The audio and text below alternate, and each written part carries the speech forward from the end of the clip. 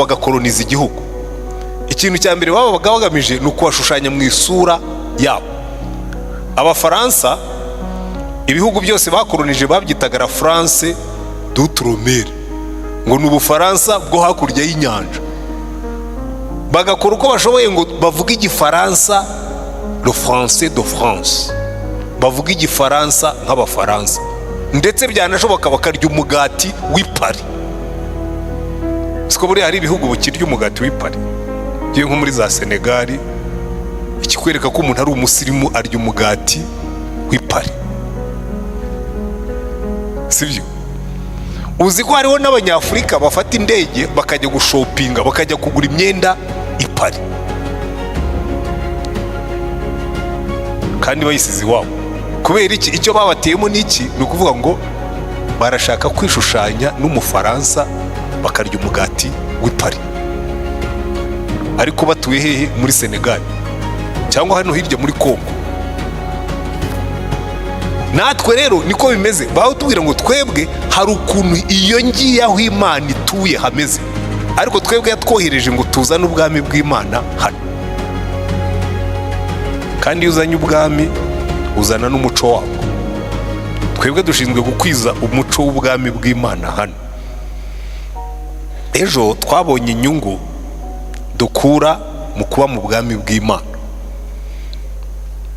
Icya mbere, iyo winjiye mu bwami bw'umwami runaka, buriya mu gihe cy'abakoroni, iyo igihugu cy'igikoroni cyaterwaga, igihugu cyabakoronije cyoherezaga ingabo zabo bakaza kukirengera. Niyo mpamvu uzabona no muri Afurika mu bihugu byakoronijwe n'Abafaransa haracyariyo indege n'ingabo z'Abafaransa ahantu henshi. Baracyanafitanye na terete yuko baramutse batewe Ubufaransa bwatabara, kuko ni colonisateur. Natwe nicyo bitubwira ngo iyo wemeye kwinjira mu bwami bw'Imana, iyo utewe, Imana ifite responsabilité, ifite devoir yo gutabara. Ni nabyo nabasobanuriraga ejo. Hari n'umuntu wabyanditse mu ntuza hano, aravuze ngo ariko pastor, ngo ibyo wavuze ejo ngo byaducanze, ngo nta barozi babaho. Abarozi babaho nyine. None se nigeze mbabwira ko abarozi batabaho? None se Baramu yari yagiye gukora iki? Yari yagiye kuroga. Ariko Baramu agiye kuroga asanga Imana iri hagati mu Bayisirayeli. Abwira Baraki, aramubwira turabizi Baraki, bariya abantu ntidushobora kubaroga kubera ko Imana ihagaze muri bo. Buriya abantu benshi, wenda nanagisobanure kuko bakibajije, abantu benshi bamara igihe kinini barimo kwirogoza. Reka bari kumvuga ngo munsengere, ngo abarozi ngo banterereza ibintu, ngo munsengere, ngo abarozi ngo bantwariye imitungo, ngo ntabwo bayitwaye bayibye, oya, ngo barayabuye nyine. Hari ibintu bita kwabura nyine, ngo bakagutera imyaku n'imikasiro n'imivumo, hanyuma ngo imitungo yawe nyine aho se imitungo yawe bayabura Imana yicayemo. Muzacekinge, buri ikintu gikwiye guhinduka cya mbere no kubanza ugahindura imitekerereze yawe. Buryo uba vulnerable ku barozi cyane cyane ubwo mu kanwa, ko nanjye wandoga nkapfa pe. Uburozi bwo mu kanwa buriya ni shimi. Baguhaye acide, niyo waba usenga gatana acide iragutwika, kuko niko ikoze. Ariko kumbwira ngo umuntu azicara ngo anterereza amahembe, ngo atwara agashumi ko ku mwenda wanjye agenda akamanike ahantu, ndenda kukubwira ngo icyo gihe Imana indinda uzakamanika ikamanure. Kereka yavuye ku kazi kayo ikaba yarakuretse. Ntabwo Imana izampa umugisha ngo umuroza awutware, ntibibaho. Ahubwo burya uzitonde, iyo ugitekereza gutyo uba vulnerable kuri Satani, kuko akwereka yuko Imana itakurinda. Akaza akakubwira ati rega bireba kubwira barakubeshya, ugasigara wibaza ariko kuki Imana iha abandi umugisha jewe ntiwumve, kuko uracyatekereza yuko n'uwo yaguhaye abarozi bawutwara. Ibyo jewe ndabivuga nshingiye kuri Bibiliya. Uwambajije icyo kibazo ubwo ndamushubije, kuko Baramu sinigeze mvuga ko abarozi batabaho, n'amahembe abaho, jewe narayabonye n'amaso yanjye abiri. Mbaza umubare w'amadayimoni nahuye nabyo mu biterane twajyaga dukora hirya no hino muri Afurika, twahuye n'amadayimoni. Kabona umuntu utangiye gusenga, umuntu agatangira akagenda hasi nk'inzoka. Amadayimoni abaho, no mu gihe cya Yesu yari ahari, no muri kino gihe yarahari. Ariko hari imbaraga zirya izindi. Haleluya. Icyo nicyo tugomba gusobanukirwa. Hari imbaraga zirya izindi. Umugabo aho twari dutuye kera yari afite amahembe ye yari riyo, ntabwo ari bya bindi byo gushakisha. Yakubitaga ikinyuguro gacugusa amahembe akaza tuyabona, yaracanaga umusozi wose ukamurika. Ntabwo ari ibintu by'inkuru zimbarirano. Ariko maze gukizwa, ubundi twese yari yaratugize imbata ze. Jewe namuhaye inzoga ntazi umubare. Kiri umunyeshuri twarahuraga akambwira ati ubu ngubu iwacu mu Mutara rero buriya ntabwo muzi ko twabagaho mbere ya 94 twinyweraga kanyanga twese. Ariko buriya mujye mumva bavuga kanyanga, twanywaga kanyanga twese. Utinye ko najyaga nyishyira mu icupa, nkafata amacupa 2 nkuzuzamo kanyanga nkashyira hagati y'imyenda nkayijyana kuri university. Oya, ntabwo twasindaga, twabaga twanyoye amata menshi ku buryo abantu banywaga kanyanga. Ahubwo bayinywaga kugira ngo nyine ibintu ntabwo muzi ibintu by'abantu baba barabayemo. Uwo mugabo rero iyo nazaga muri vacances ntabwo aricyo nindaga kubabwira, yari yarangiza imbata akambwira ati rero ni ukugenda ukanzanira icupa ryiza rya warage y'imbandure. Iyo twitaga imbandure warasiragaho umwambi ikaka nka peteroli, nkagenda nkarigura nyine kuko yari boss, umusozi wose yarawutegekaga. Noneho tuza dukizwa turi na benshi. By the way, abo twakirijwe rimwe icyo gihe twese twabaye abapasitori, dukizwa turi benshi. Noneho nza kuza nje muri vacances arambwira ati hari n'ikindi namenye. Ni wamenye iki? Ati namenye gutakira umunyeshuri usigaye uri umukozi. Ni cyane. Ati noneho rero ati ntabwo unzanira irya warage, ati ni Johnny warikeri. Urajya Nyagatare unzanira kawisiki keza gafunze. Ndamubwira nti yewe uretse na Johnny warikeri nta kanyanga najyaga nkwa ntayo uri bubone. Ati ati ubuzima bwawe ntacyo bukubwiye, nireka rero nkubwire uwo nabuhaye n'ubu mwambura ubwitwarire. Aragenda, niba yarakoze ku giti bikanga gukora, hacaho iminsi tuza guhura, arambwira ngo arusha nguzi ko wa Yesu wanyakomeye, nawe ubwo uyigirira neza wahindukira ukamwisunga. Niba yarakoze ku giti bikanga, icyo nzi ni kimwe, niba wabinyibwire yuko Yesu wacu akomeye. Kanyanga yaherutse iyo ngiyo ntarabona Yesu.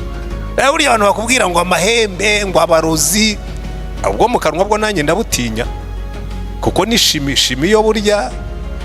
Yego Imana ishobora kugutabara ikagukiza, ariko wanyoye acide ntiwambwira ngo ubwo ndi umurokore ngiye kunywa acide ngo ntacyo ndi bubi. Ibyo ni ibintu biri kamiko byica umubiri.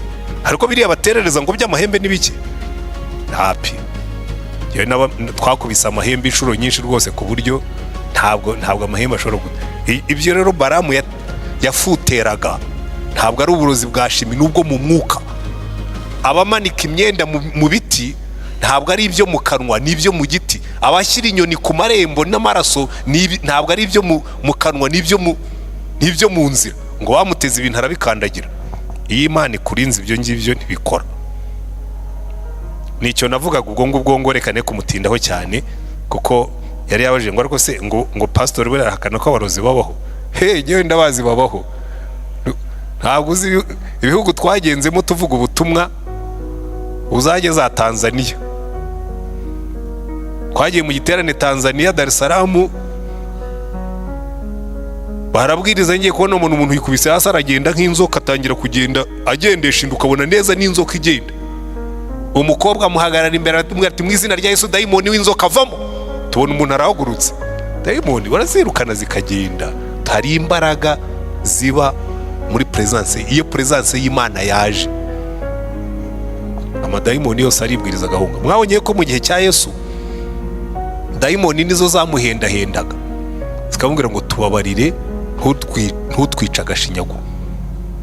Imana yacu itegeka byose. So ejo twabonye ibintu bitatu Imana iduha. Icyambere, presence y'Imana iduha agaciro. Presence y'Imana mu bwami bw'Imana, ikintu cyambere Imana iduha ni agaciro. Kandi murabizi burya nuko abantu batabitekereza, umuntu ukomeye iyo mwuzura muri inshuti, ntabwo abantu bakubaha kubera ko ukomeye, bakubaha kuko wuzura n'ukomeye.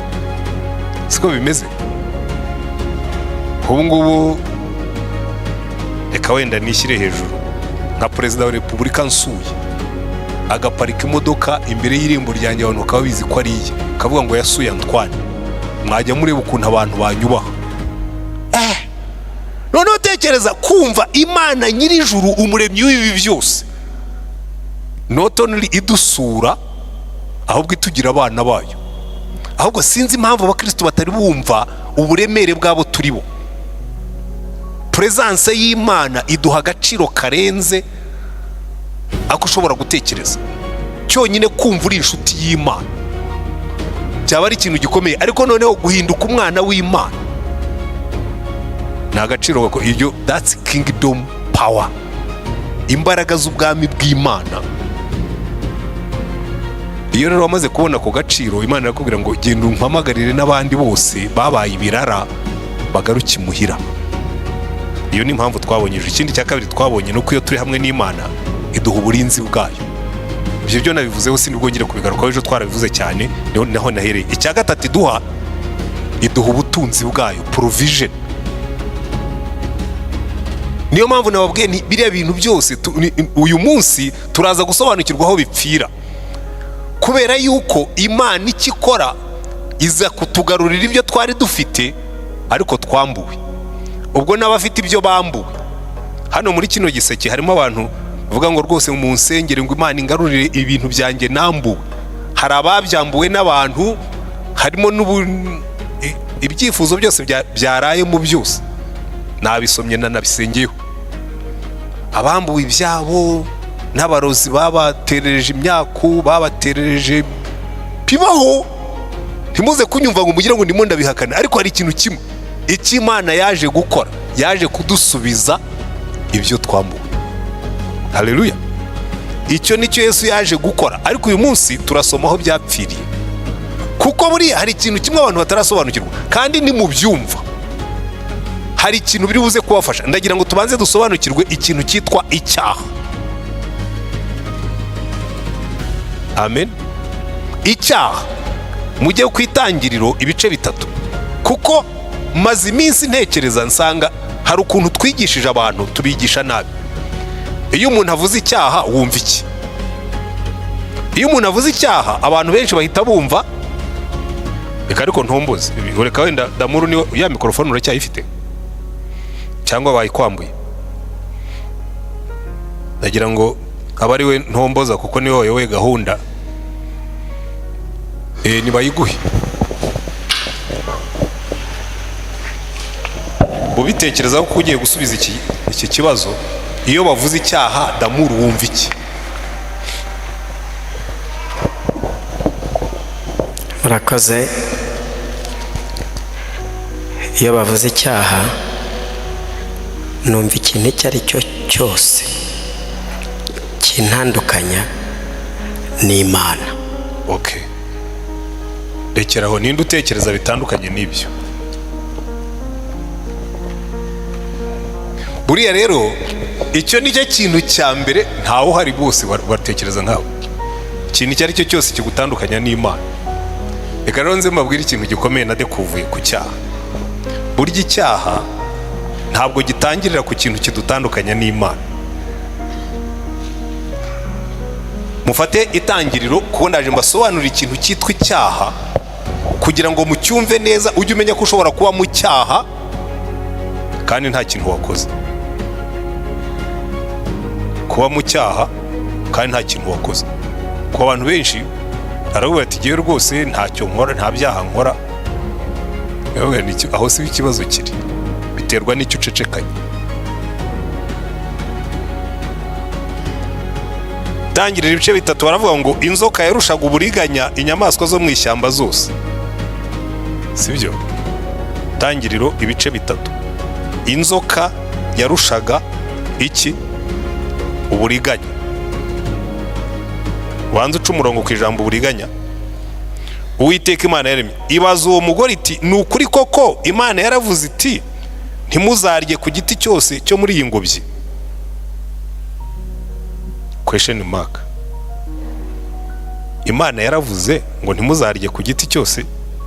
uwo mugore arayisubiza ati imbuto z'ibiti byo muri iyi ngobyi twemererwa kuzirya keretse imbuto z'igiti kiri hagati y'ingobyi n'iz'Imana yatubwiye iti ntimuzazirye ntimuzazikoreho mutazapfa.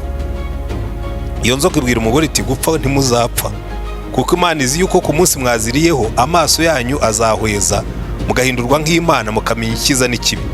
Uwo mugore abonye ko icyo giti gifite ibyo kurya byiza kandi ko ari icy'igikundiro kandi ko ari cyo kwifuriza kumenyesha umuntu ubwenge, asoroma ku mbuto zacyo arazirya, ahaho n'umugabo we wari kumwe nawe arazirya.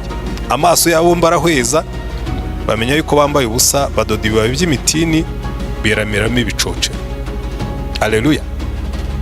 Ndenda kubereka ikintu gikomeye cyane muri ino minsi, uko ngenda ntekereza nuko ngenda nkura mu gakiza, nanibaza n'ibibazo byinshi nkibaza ariko kuki mbona abantu b'Imana basobanukiwe, agira gutya akagwa ukibaza ukuntu umuntu ungana nawe umaze imyaka nk'iyamaze agira atya akagwa. Nza gusanga ahantu twakosheje ntabwo twigeze dusobanurira abantu yuko icyaha ntabwo ari icyo ukora, icyo ukora ni resulta ya nyuma. Icyaha gitangirira mu buryo utekereza. Buri ikintu Satani yakoze, ntabwo Satani yigeze asora umurubuto ngo arohe Eva, we yaraje mu bibamo igitekerezo. Burya natwe kenshi Satani atubibamo igitekerezo, icyo gitekerezo kikagutera gushidikanya iby'Imana yavuze, kikagutera gushidikanya iby'Imana yakuvuzeho. Ndagira ngo uyu mubyumve neza, uburyo Satani atugerageza akubibamo igitekerezo kivuguruza iby'Imana yavuze, kivuguruza iby'Imana yakuvuzeho, kivuguruza iby'Imana yasezeranije, akakikubibamo kikawuturamo. Biriya byose twamaze kubona ubundi ni prerogative, ni responsabilité z'Imana, ni responsabilité z'Imana kundinda, sibyo?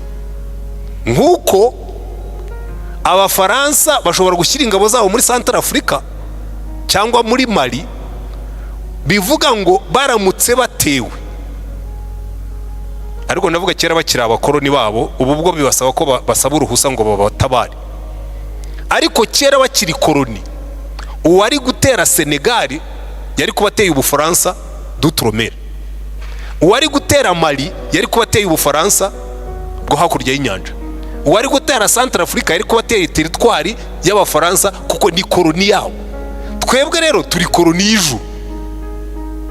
Murimo murabikurikira, ikiguteye kiba giteye koroni y'Imana, kiba giteye umwana w'Imana. Ariko kubera ko imitekerereze yacu yapfuye, ntabwo abantu benshi bajya batekereza batyo. Ndabeshya? Kubona ibidutunga ni responsabilité y'Imana. Buri mubyeyi wese yita ku mibereho y'abana be, ariko rimwe na rimwe twe duhitamo kugira dute kujya gushukura cyangwa kugegera, uko babyitaga kera. Kabona abana bahandi barimo kurya ukajya gushukura, ukagenda ugashukura nyine, hanyuma bakagwa. Kubera iki? Ntabwo witeguye gutegereza yuko mama wawe ari buteke agahisha. Abana bashukuraga kenshi isuku iwabo babaga batatetse, ahubwo swati babaga batetse ibyo iwabo badafite, cyangwa se bakaba batinze guhisha wakajya gushukura aho byahiye. Rero twebwe rimwe na rimwe natwe usanga niko Satani atugenza. Hazaga kugira ariko ndabona Imana itarimo kwihutisha diri yawe, wagiye gushukura. Kandi kera twebwe twajyaga gushukura twarabikubitirwaga. Umwana wo mu miryango yiyubaha ntiyashukuraga, nta nubwo yajyaga agegera. Hari nubwo uzi ko hari igihe wajyaga ahantu bakakugaburira ukanga, babwira ati uti navuye mu rugo ndiye kandi inzara irimo kugutema amara, ngo batamenya ko washukuye. Burya rero n'Imana niko iravuga ngo abana banjye kuki bajya gushukura. Ariko Satani yaduteye mu mutwe. Urumva ikintu Satani yateye muri Eva, yaraje aramubwira ngo ariko mureka twumvikane ngo nibyo ko Imana yabicishije inzara iravuga ngo ntimukarye kuri ibi biti byose byo mu ishyamba byo muri umurima. Eva akora ikosa rimwe, atangira kurezona na Satani. Iyo watangiye kujya impaka na Satani aragucanga. Abantu benshi njya nicarana nabo ugasanga Satani njya mbaha ingero hano. Abantu Satani akamucanga, akamubwira ibintu bitanemewe bitanabaho, akaza kubaza ngo ariko pastor ngo biremewe ko umuntu agira gutya. Kuva umuhungu arakubwira ngo ariko pastor ngo hari icyo byaba bitwaye ngo umuntu aryamanye na fiance. Umukobwa agatinyuka akaza kubwira ngo ariko muri umuntu aryamanye na fiance ngo hari icyo byaba bitwaye.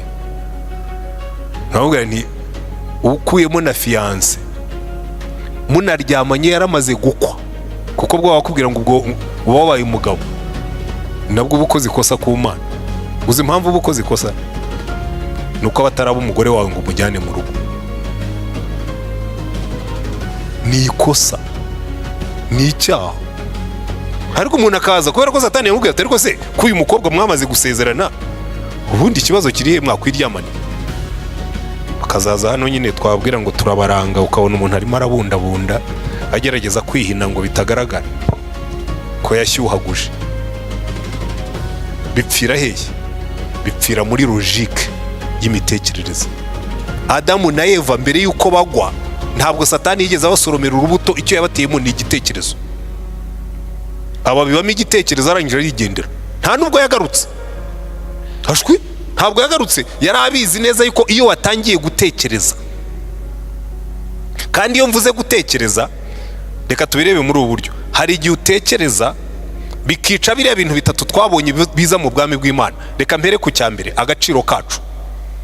Satani araza akakureba agafata nka Damuru ufite umugore, kazavuga ati ariko wowe ureshya ni ishyiga ry'inyuma, ubu uri umugabo. Damuru akajya agenda mu nzira yumva atari umugabo, kandi afite ibimenyetso birenze kimwe ko ari umugabo. Number 1 ni umugabo afite umugore kandi mwiza. Number 2 afite abana kandi biza. Number 3 aritunze, ni umugabo. Ariko yahagarara iruhande rwanjye akavuga ati buriya barandeba bakabona ntari umugabo. Bivuye hehe? Ni igitekerezo Satani yaguteyemo, agutesha ka gaciro duhabwa nuko turi abana b'Imana. Umuntu agahagarara, cyewe ndi umusaza mfite imyaka yanjye 65, ati ndi mubi. Hari umusaza twaganiraga ejo bundi ati giye rwose ati uri mubi wararongoye umugore wakwemeye yabonaga uri mwiza. Uri mubi wabyaye abana kuki wumva uri mubi? Niwe Imana yereye ibwira Adamu ati ninde wabwiye ko mwambaye ubusa? Ninde wabibye n'icyo gitekerezo? Ngaho noneho namwe nimusuzume murebe, ubundi ninde ujya wumva yuko kwisuzugura ari icyaha? Uzabasaza batera kanta kugira ngo bahishe imvi ko bangana, kuko bireba mu ndorerwamo ngo bakabona basa nabi kubera ko bafite imvi ni. Ariko Imana ikavuga ngo imvi ngo ni ikamba cy'ubusaza bwawe. Umuntu yakubona akakubaha kuko uri umusaza, hari aho uvuye, hari aho ugeze. Cyewe rwose ndazireba nkumva ahubwo ndi proud of myself, nkavuga ntishaje neza. Ibi ntawe uzongera kunyitiranya n'abasoni. Uko nagenda kose ikintu nsigaye nkunda, ngera ahantu bakavuga ati muzeyi, nkumva ni ishema ryanjye, abana bose bakambisa. Sigaye nkunda abana b'Abanyarwanda basigaye bagira ikinyabupfura. Njya muri banke bose bagahera nyinjira ku muryango ngo caho pastor ngo ntabwo ushobora guhagarara inyuma yacu, ngo siyo se nyanone umurongo yawe. Imvi zanjye ni pass, ni laisser passer. Haleluya. Niyo mpamvu nashobora gutera kanta kuko ngewe am proud of myself. Ubusaza bwanjye rose ngiye kwigereranya n'abana ngo ugire biti. Ntabwo arizo. Mbona n'abandi basa.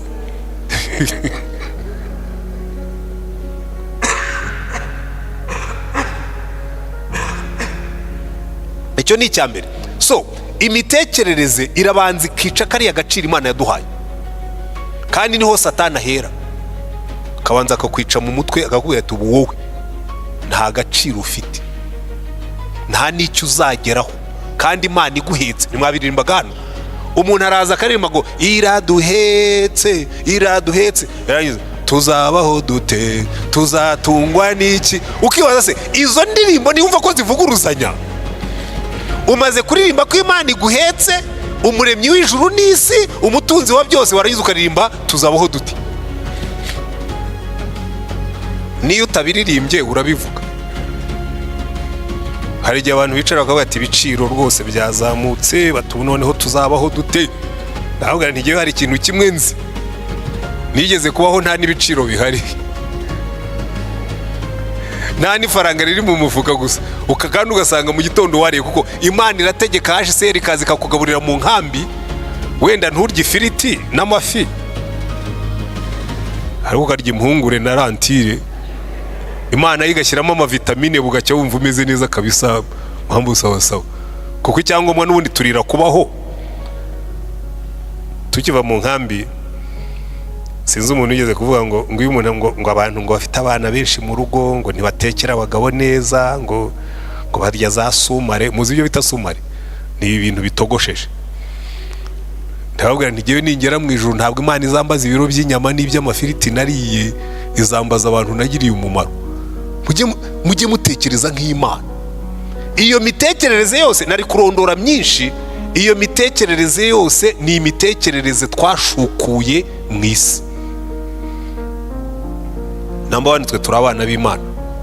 Namba 2 umukiranutsi azabishwaho no kwizera. Niko Imana yabwiye Habakuki, aravuga ngo ubu ngubu ni intama zashira mu biraro, ngo bagahingira ubusa imyelayo, ngo ngewe nta kizambuza kwizera Uwiteka Imana yanjye, kuko umukiranutsi azabishwaho no kwizera. Provision y'Imana irahari, protection y'Imana irahari. Abarozi bazaterana ari benshi.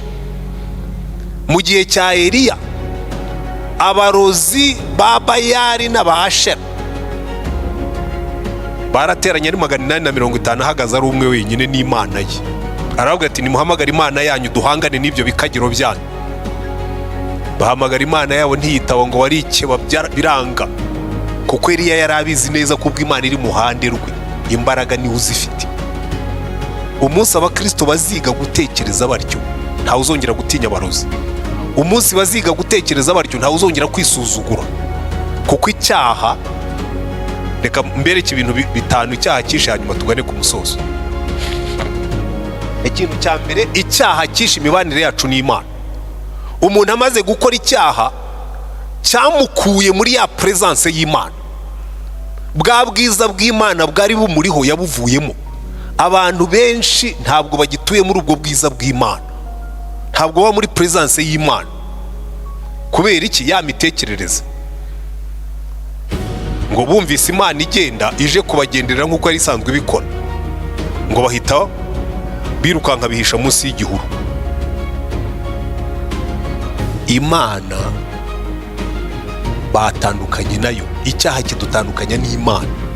Kubera iki? Gihagara imitekerereze yacu ituma dutangira kwibaza niba Imana koko itwitayeho. Na buriya iyo abantu bandika ibyifuzo hano, simbabuza kubyandika, ariko mujye mubyandika uko biri, kuko binatuma n'umuntu abasobanurira.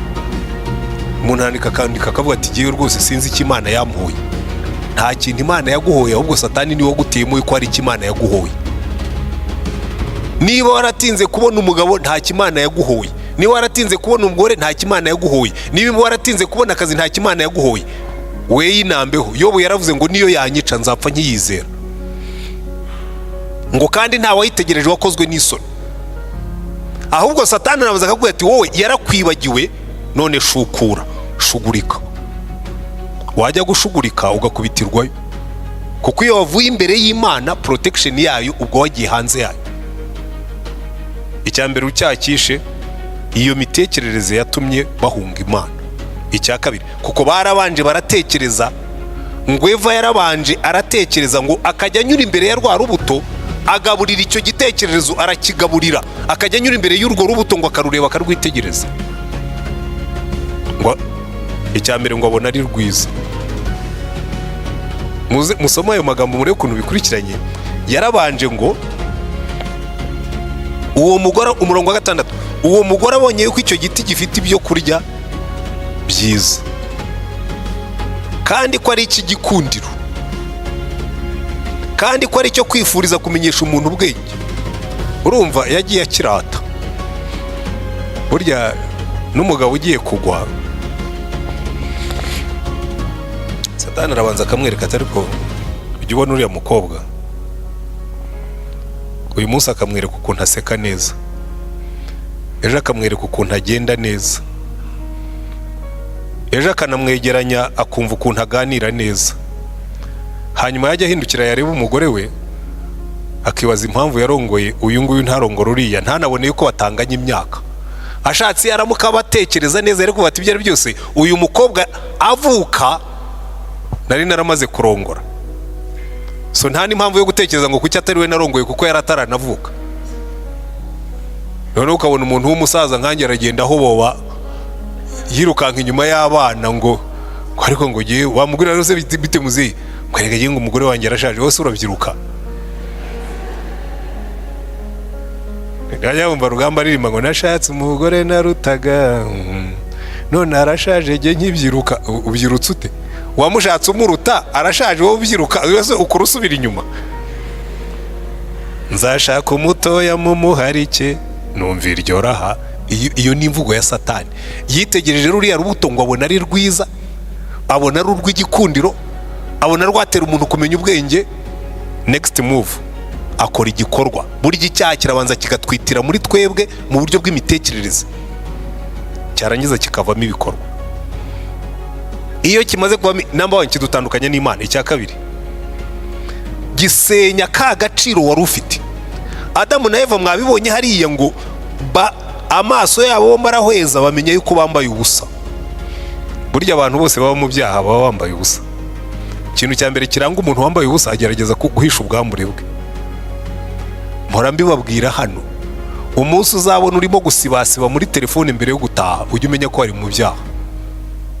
Halo, nubona wakoze chat utatinyuka kwereka umugabo wawe cyangwa umugore wawe, wajya gutaha ukabanza kuzisibasiba cyangwa ugashyira kode muri telefone yawe ngo ataza kuzibona, jya umenya kuri mu cyaha.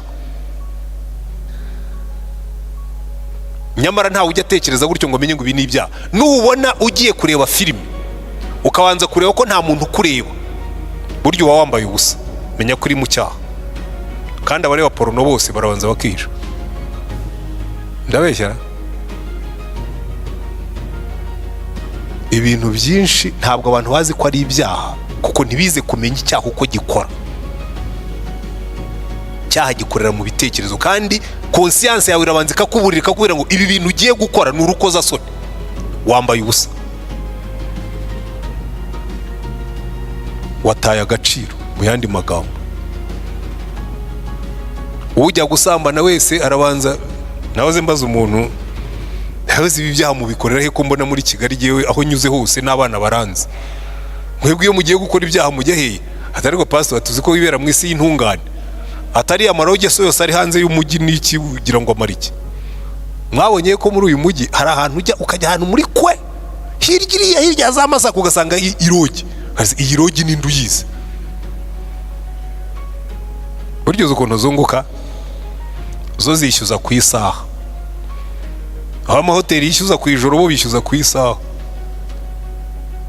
Hirya yo mu ipori nabibwirwaga n'abijyayo rwo ntabwo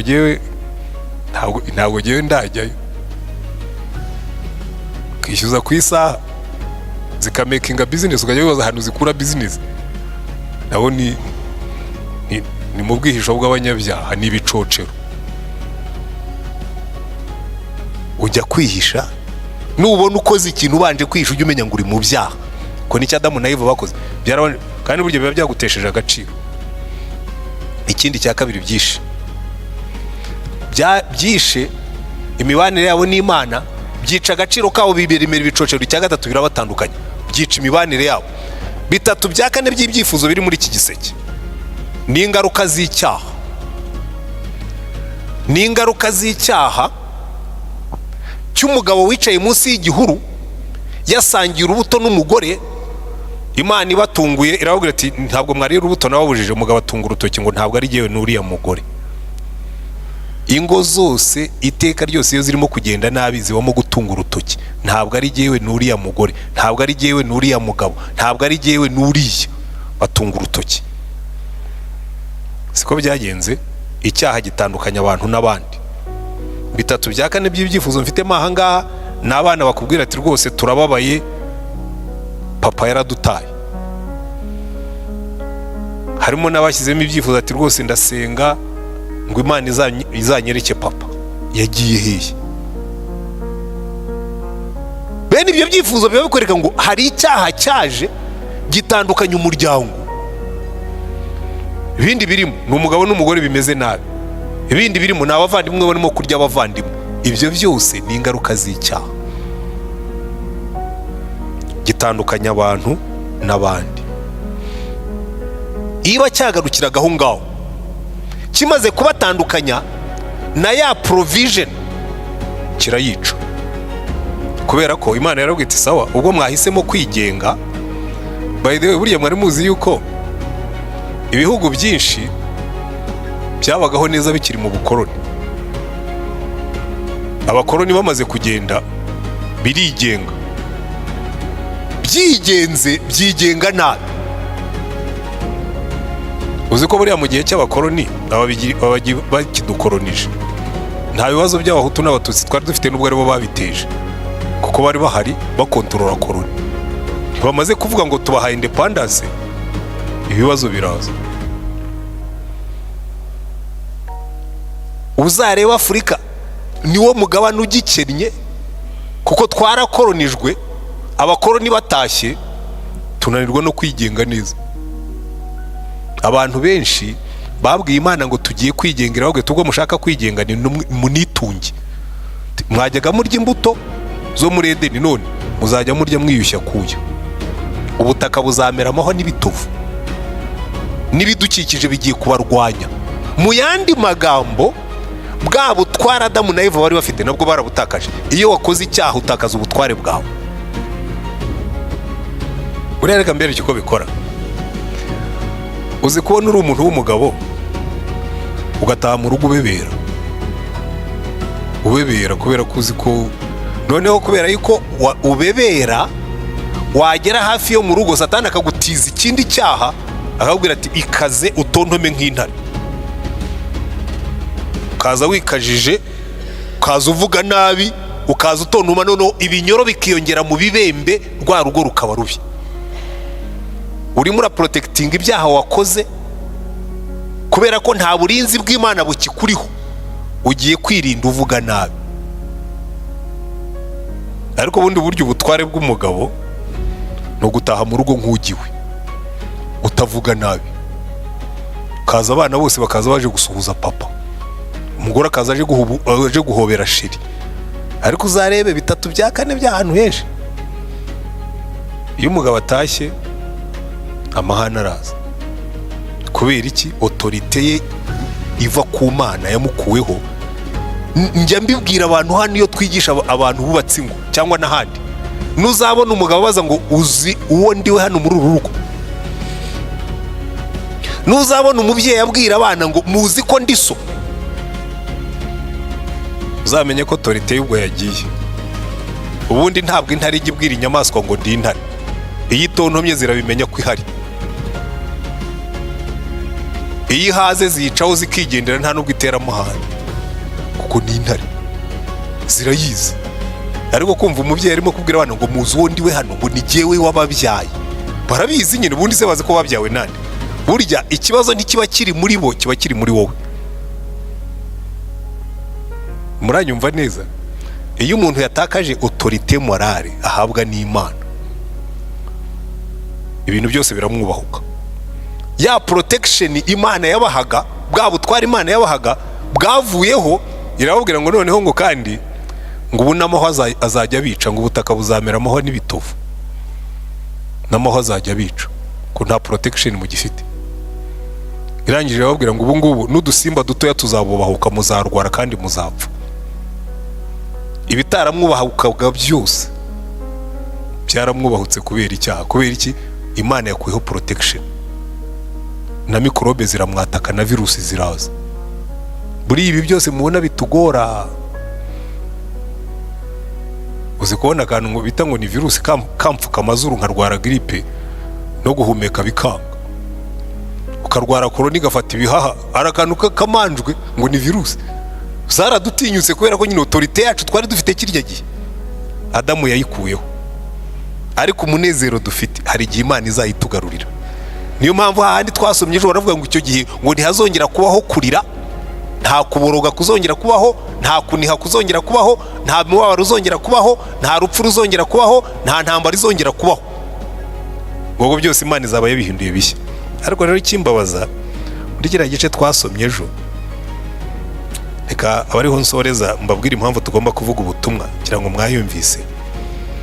Aratubwira ngo ubwami bw'Imana nibugaruka, ubutware bwacu bukagaruka, ngo ariko hari ikintu kimwe kizaba kitari cyiza muri ibyo ngibyo. Icya gice cya 21 umurongo wacyo wa 8, ngo ariko abanyabwoba n'abatizera n'abakora ibizira n'abicanyi n'abasambanyi n'abarozi n'abasenga ibishushanyo n'abanyabinyoma bose, umugabane wabo uzaba mu nyanja yaka umuriro n'amazuku, ariyo rupfu rwa kabiri. Kandi ubaze uyu mubare w'aba ngaba,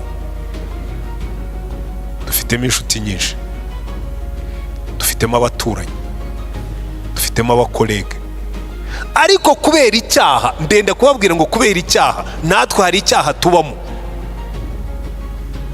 icyaha cyo kuba selfish, kwikunda. Kavuga ngo ngiye ndi mu nzira ijya mu ijuru, ukabana n'umuntu ari mu nzira ijya mu muriro, ukabana n'umuntu ari mu nzira ijya kurimbuka, ntibigire icyo bikubwira.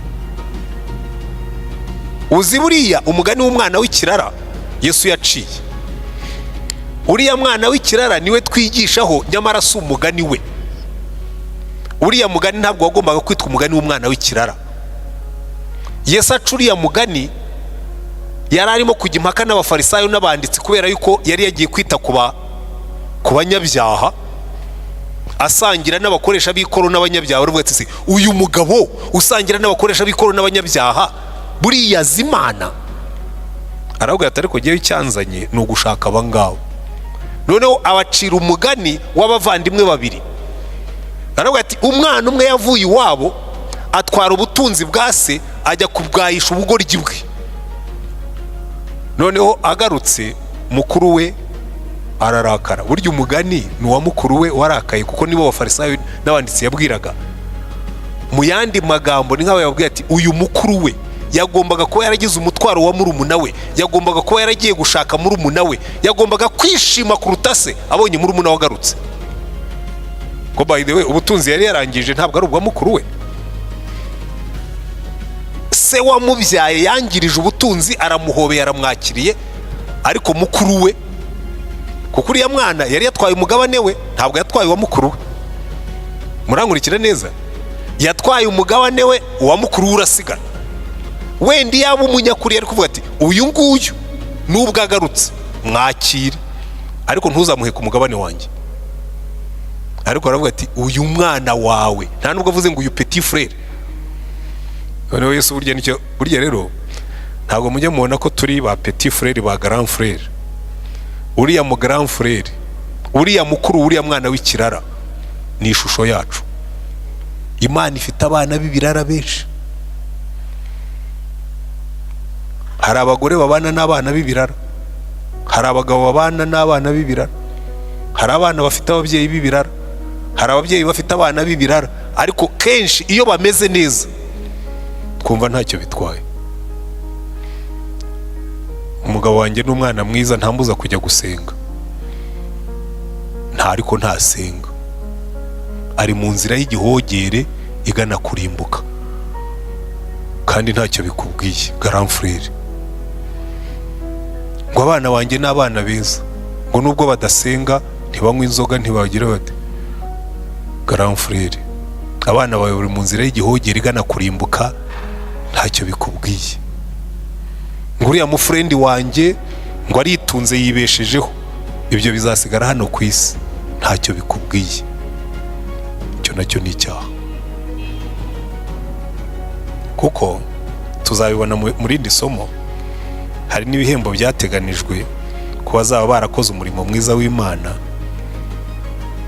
ariko hari n'ibyo tuzabazwa kuko twabikijwe byinshi ntitwabigaburira abandi.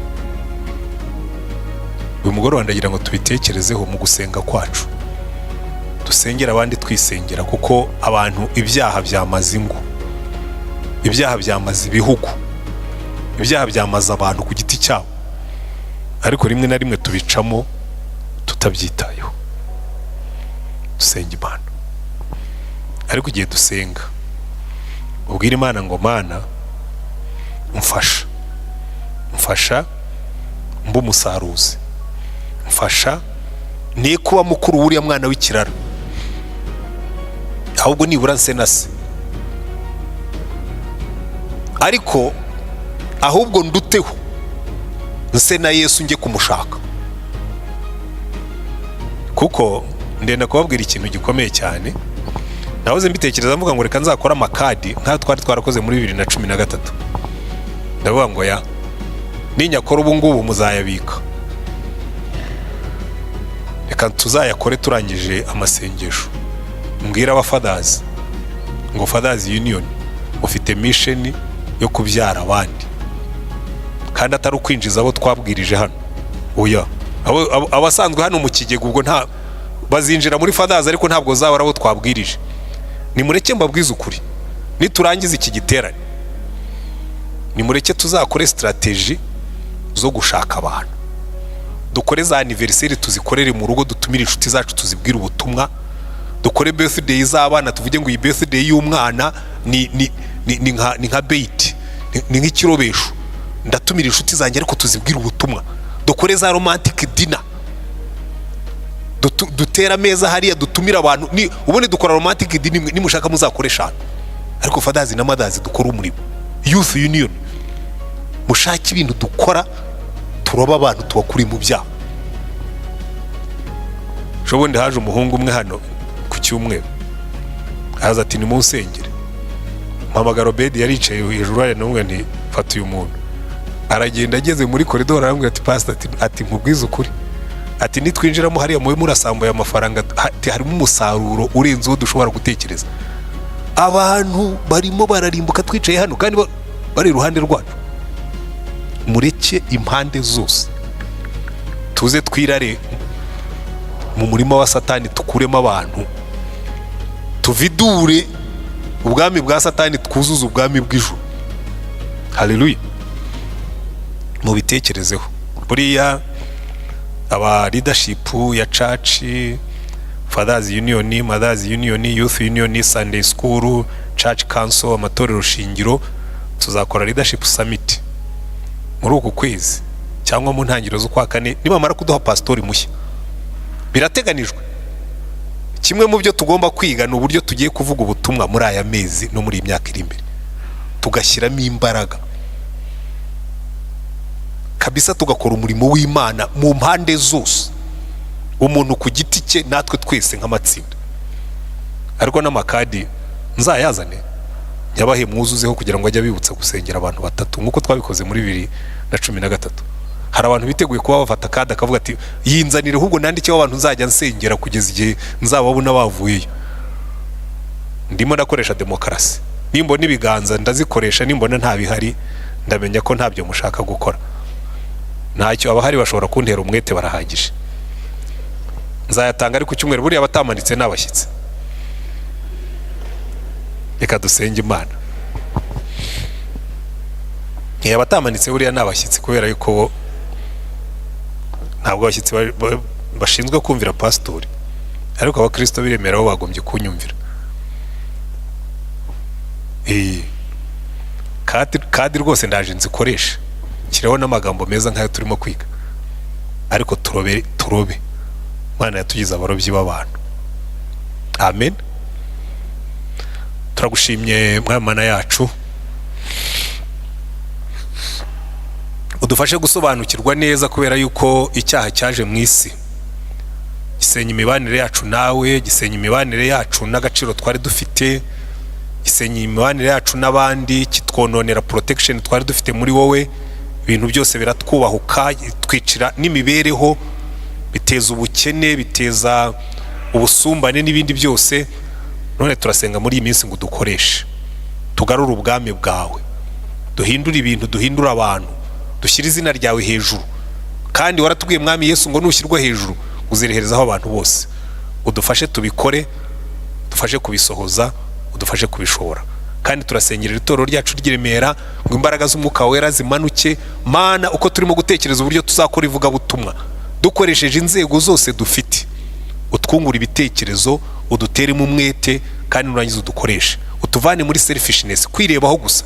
Kenshi tuza gusenga tuje gusengera ibituremereye, ariko ntituboneye ko dukikijwe n'abantu baremerewe na byinshi, bashenywe na byinshi, bari mu byaha, bari mu nzira yo kurimbuka. Uduhuramo amaso kugira ngo tubone. Wabwiye abigishwa bawe ngo nimwubura amaso murebe. Turasenga natwe ngo dufashe kubura amaso tukareba, uduhumura amaso tubone. Wigeze kubwira abafarisayo ngo ni impumyi ziyoboye izindi mpumyi. Uduhumura amaso kugira ngo twe kugenda nk'impumyi.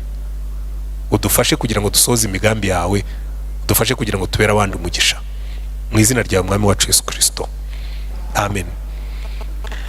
Asubize Damuru umwanya. Ibi byifuzo turaza kubisengera mu mwanya turangije